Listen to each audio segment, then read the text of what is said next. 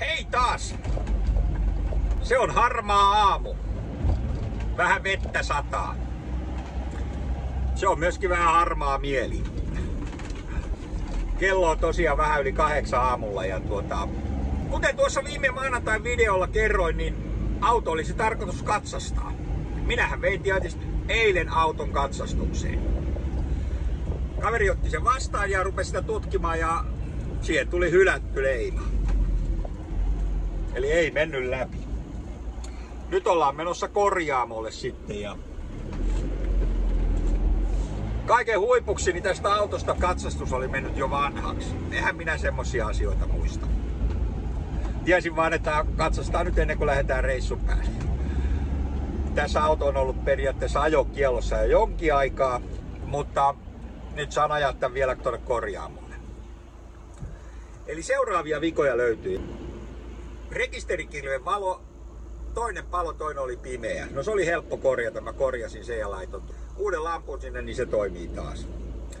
Sitten oli kuljettajan puoleinen takavilttu ei toimi. No minähän en sitä tuolla rannassa, kun noin muut valot katselin ja ajovalot, niin huomannut katsoa viltkuja vielä ja se tosiaan oli pimeä. No ajattelin, että se on helppo korjata. Eli vaihdetaan sinne sitten uusi lamppu tonne taakse ja otin auki sen ja laitoin uuden lampun ja ei se toiminut vieläkään. Aloin sitten pikkuhiljaa miettimään, että missäköhän se vika voisi olla ja otin mittarin käteen ja mittasin, niin vilkulle ei tule ollenkaan jännitettä.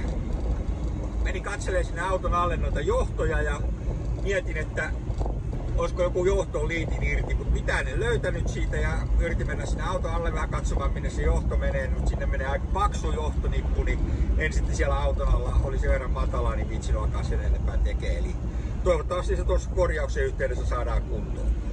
No sitten kaikista isoin vika, mikä oli tässä autossa, niin edessä, mikä oli alatukivarren laakerit vaurioituneet. Sekä vasemmalla että oikealla ja takinmaiset. Ei nyt niin hirveästi sano mulle mitään, mutta kun tilasi tuon korjausajan, niin hän sanoi, että asia selvä. Pannaan kuntoon. Eli nyt ollaan menossa korjaamoon sinne katsastuspaikan vieressä olevalle korjaamolle. Ja sitten kun saadaan se korjattua, niin saman tien vie se sitten uudestaan katsastukseen siihen muutaman 100 metrin päähän. Eli tällaisia ongelmia tänä aamuna. Saa näkee kauanko kestää, kun saavat kuntoon. Mä muuten, kun en oikeastaan alkanut soittelemaan minnekään noista huoltopaikoista, kun en tiedä, että kuka huoltaa mitäkin. Ja merkkihuollot, eli noi Fiatin omat Ducato-huollot, ne on tuolla Järvenpäässä oikeastaan lähin semmonen hyvä huolto. Se on aika arvokas. Niin laiton auton jerryyn tämmösen tarjouspyyntön. Sieltä tuli eiliseen mennessä 5 kappaletta tarjouksia, josta sitten yhden valitsi. Se ei ollut halvin eikä se ollut kallein, se oli sieltä väliltä. Katsotaan, miten kaverit saa kuntoon auton. Olen mä sitä aikaisemminkin jerry kautta näitä erilaisia huoltoja kilpailuttanut ja tähän mennessä viimeistä lukuun ottamatta, tosiaan viimeistä huoltoa lukuun ottamatta. Kaikki on mennyt oikein hyvin. Että edellisessä huollossa kyllä mun mielestä niin mentiin vähän riman alapuolelle. Muuten se on toiminut hyvin ja se on aika helppo autojerryssä, kun ei tarvitse itse miettiä, että kysellä ja soitella ja kysellä ja soitella, teettekö te sitä ja onko pitkä aika ja saako tällä viikolla ja saako ensi viikolla. Niin tää meni ihan siltä, että kysäsin sinne, niin ensimmäinen tuli 10 minuutissa. Kaverilla on vähän töiden puutetta. Ei ollut mitään huonoa sanottavaa kenelläkään tästä firmasta, jonka tämän auton vie. Mutta näin, aina ei käy niinku Strömsössä. Ei sille mitään voi. Onneksi oli riittävän ajoissa liikkeellä tämän auton katsastuksen suhteen, niin, tai en riittävän ajoissa, mutta sinänsä riittävän ajoissa, että keritään se vielä korjaamaan. Niin ei voi mitään. Joskus sitä vaan unohtuu. Kaikista niinku nolointa oli se, että mä en ole koskaan jättänyt katsastusta väliin tai unohtanut katsastusta. No ennen vanhaan tuli erilaisilta katsastusasemilta jopa viestejä, että hei, autosi katsastus lähestyy ja tuo meille. Ja nyt ei mitään tullut ja minä muistelin koko aika, että mun katsastus olisi marraskuuhun mennessä. Ja ajattelin kumminkin, että käy se nyt katsastamassa ennen lähtöä, niin huomasin, että sehän on ajokiellossa, tämä auto on ollut jo joku sen viikon. Eli katsastus jäänyt suorittamatta.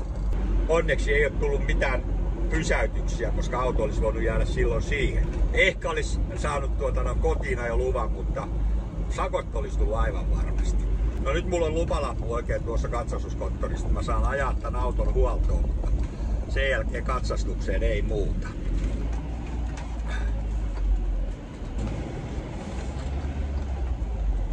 Eihän tää onneksi pitkä matka ole tää huoltoon vieminen.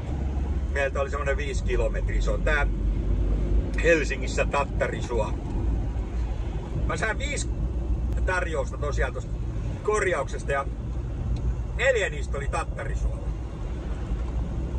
Semmosia pieniä peltikoppifirmoja tai peltihallifirmoja, mutta jotkut on saanut todella hyviä arvosteluja, jotkut on saanut semmosia vähän välttäviä. Ja joissakin taas sitten, kun siellä on näitä tietoja tässä autojerryssä tästä kyseisestä liikkeestä, niin se suomen kieli on siinä firman esittelyssä on sitä luokkaa kirjoitettu suomen kieli, että mä ajattelin, että jos ei saa ketään kirjoittamaan, niin sit on kyllä vaikea kommunikoida. Että kyllä mä yritin saada semmoisen henkilön, joka ymmärtää selvästi suomen kieltä. Ettei käy niin kuin mulla kävi aikoinaan parturissa, että mä menin parturiin ja sanottiin näin, että se ei puhu kauheasti suomea, mutta se on hyvä leikkaamaan. Mä menin siihen ja istahdin tuoliin ja sanoin, että tukkaa pois. Niin sit mä ajattelin, että mitä se rupesi tekemään oikein? Se rupesi tekemään mulle tällaista, siihen aikaan muodissa ollut tämmöstä niinku lokinpesää tuon pään päälle. Ja mähän nostin sitä meteliä ja hän oli aivan ihmeessä, että mitä se mies puhuu vierasta kieltä. Ja sitten siinä oli suomenkielinen vieressä, niin mä selitin hänelle, mitä mä halusin hiuksilta, niin hän selitti sitten tälle parturille, että millä tavalla leikkaus suoritetaan ja sen jälkeen kaikki meni kyllä hyvin. Hauskaa siinä parturireissussa oli muuten se, että kun maksuaika tuli, niin hän ilmoitti mulle, että no ei käy kuin käteinen. No minä sanoin, että ei ole käteistä mukana, että on vaan pankkikortti, mutta onneksi siinä oli vieressä tämmönen pankkiautomaatti ulkona, niin mä sanoin, että mä käyn tuolta hakemassa rahat. Ja mä hain sitten hänelle käteisraha ja hän vielä sitten kysyi siinä fiksusti, kun minä maksoin, että haluatko kuitin? Niin mä sanoin, että kyllä. Ja hän kirjoitti mulle käsillä kuitin. Koneessa kävi vaan sen verran, että hän avasi koneen ja laittoi siinä setelin rahaa ja otti vaihtorahat, mutta kuitin hän kirjoitti manuaalisti paperille, taas semmoisen kuittipaperin. Mietin siinä, että menikö hän tuokaan maksu niin kuin kirjanpitoon.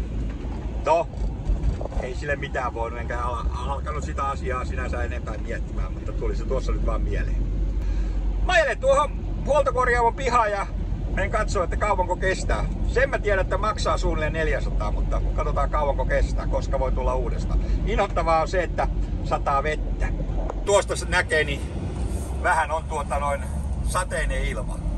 No, mulla on sontsa ja muuta. Täältä pitäisi bussilla päästä takas kotiin ja sitten myöskin bussilla tänne, kun auto on kunnossa.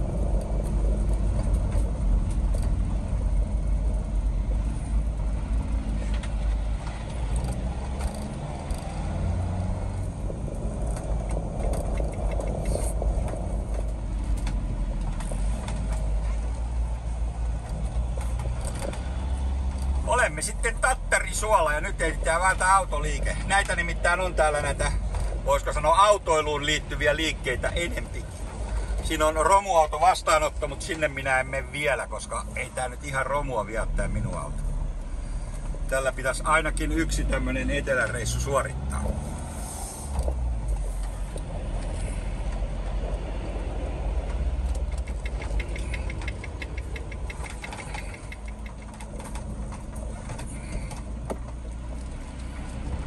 No hei, mulla on aamulla huolto tälle, tää korjaus. Sen verran tuossa satoi vettä, kun tuon auton olin jättänyt, että eipä tullut juuri videota otettua. Lujaa vauhtia menin bussipysäkille ja tulin parilla bussilla tänne kotia ja nyt ollaan jo kotona sisällä ja tuossa ikkunan takana vettä sataa. Joo, jätin auton sinne, saa näkemään mitä tapahtuu. Lupas soittaa tämän viikon aikana, kun auto on kunnossa. Sähkövalosta, eli tästä takavilkusta ei oikein osannut mainita mitään ihmeitä, mutta sanoi, että katsotaan ja yritetään. Jonkun verran ylimääräistä se maksaa. Katsotaan nyt sitten, kuinka paljon enempi se maksaa ja saavatko kuntoon.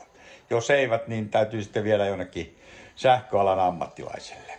Me jäädään odottelemaan korjauksen edistymistä ja palataan asiaan, kun korjaukset on tehty, niin nähdään, miten hyvin ne on tehty. Se Se on uusi päivä ja aurinko paistaa.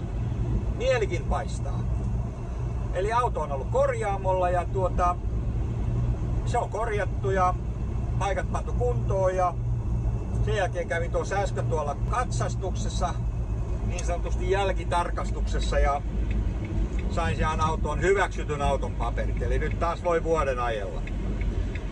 Yritän panna tuonne kalenteriin muuten sitten ylös tuon seuraavan määräaikaiskatsastuksen, että milloin se viimeistään on suoritettava, ettei käy samalla tavalla kuin tänä vuonna.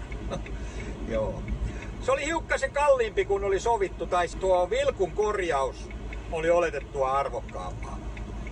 No, alatukivarren laakerit ja nuo, niin ne meni ihan sillä hinnalla, millä sovittiinkin 400, mutta sitten noihin sähköhommiin, eli tuon vilkun korjaamiseen piti vaihtaa johtosarjaa ja sitä aika pitkään myöskin etittiin, eli siihen meni jonkun verran enempi rahaa, mutta se on silloin halpaa, jos sitä rahalla selviää, jos sitä sattuu lompakon pohjalla vähän olemaan, ja mulla nyt sattui tällä kertaa vähän olemaan. Nyt kun huolto on tehty ja korjaukset tehty ja auto katsastettu, niin haetaan tuonne kotia ja ruvetaan miettimään, että pitäisikö se viikonloppuna suunnistaa tämmöisellä melkein uuden karheella korjatulla ajoneuvolla jonnekin. Saa näkeä, mitä tuo Marita sanoo, kun menen kotia ja ehdotan jotakin reissua, niin hänellä voi olla kyllä vähän eri asiat mielessä. No, me olemme kumminkin tyytyväisiä. Tää oli tällä kertaa tämmönen tarina, keskitty lähinnä tähän autoon ja auton korjaukseen ja katsastukseen ja myöskin tällaiseen inhimilliseen niin kuin unohtamiseen.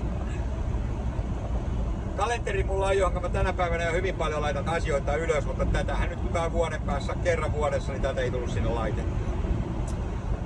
Loppu hyvin, kaikki hyvin. Ekivaaneri lopettelee ja toivottaa kaikille hyvää viikkoa ja hyviä katsastuksia ja ajoja.